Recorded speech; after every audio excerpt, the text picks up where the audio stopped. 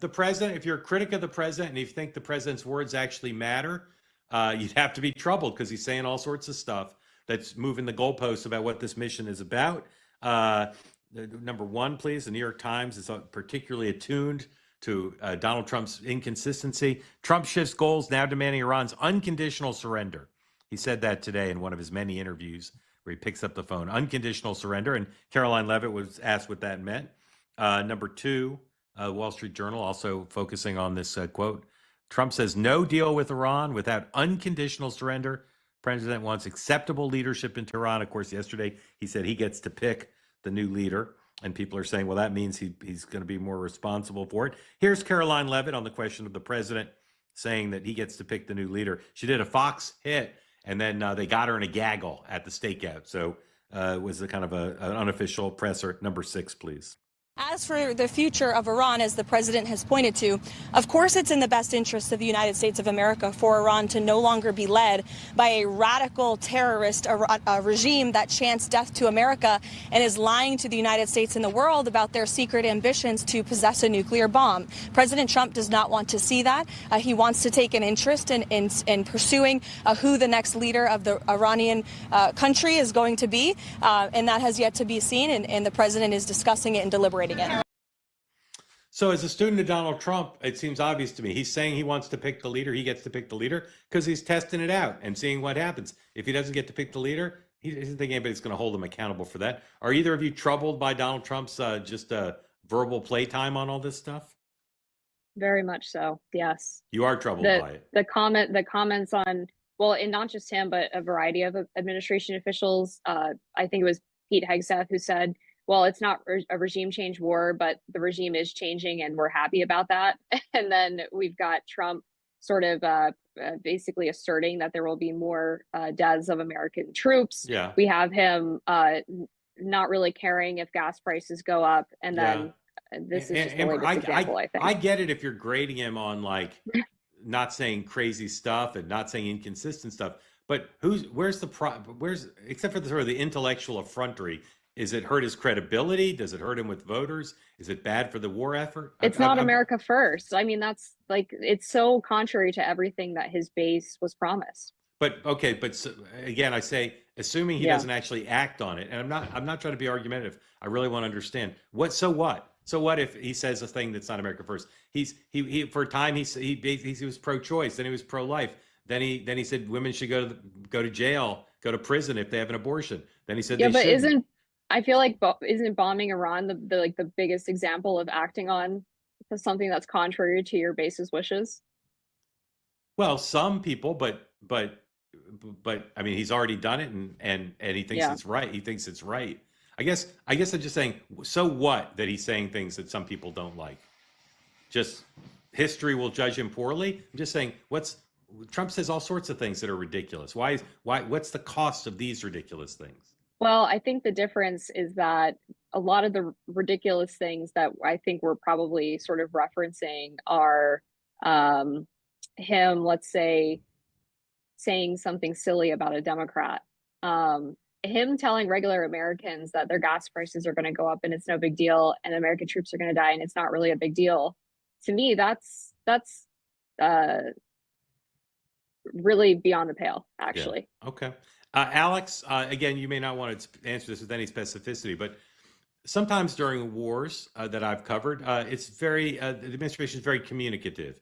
So if you call somebody at the Pentagon or the White House and you say National Security Council and you say, hey, I want to know when the next briefing is, or I want to know this report in the Washington Post that says the Russians are helping the Iranians target, you'll get answers. And sometimes they just completely shut down. What's your experience now? Are people in the administration responding to you in your newsroom, or are they shutting down? Can I answer the question this way? When I say that Trump has decided to do this messaging on his own in a piecemeal way, talking to reporters when they call him up on the phone. Mm-hmm. And a number of us reporters have his cell phone number. The question is when do we decide to use it or not? And over the last week, we've seen more and more reporters with greater frequency deciding to use that number. And not only that, but him choosing to pick up and to give quotes.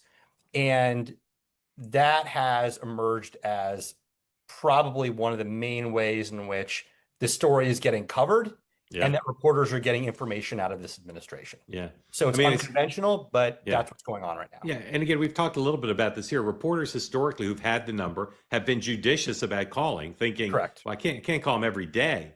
But Correct. now, because he seems to be picking up, that phone's going to be ringing a lot. And I don't know how the president decides whether to answer or not, except when your colleague calls, he seems to pick up. But I'm sure people are getting a lot of voicemails. Let's Polymarket a couple things related to the conflict. Number 9, please. Will U.S. forces enter Iran by March 31st? There's a Washington Post story that suggests that there may be, based on the cancellation of some exercises, there may be some U.S. ground forces headed to the region. I keep wondering what the Iranian army is doing all day, because they're not fighting anybody. It's a massive army.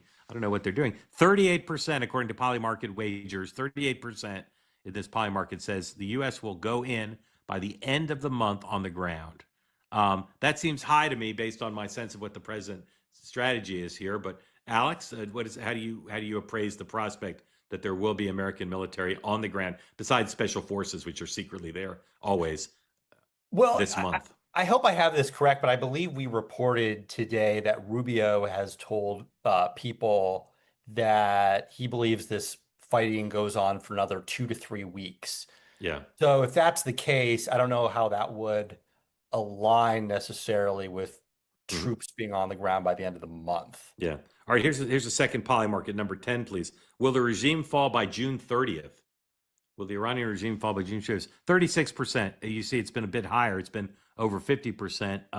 Not that just a few days ago, down to 36% chance that the regime will fall by June 30th. That seems low to me. Maybe I'm being a little too optimistic about how this is going. But Amber, let's say that happened. Let's say the current leaders fled or more were killed, and someone like what happened in Venezuela, someone took power and said we're in control and we have the support of who we need to have support of, and we're going to work this out with the United States. How do you think public opinion and Democratic elites would react to that?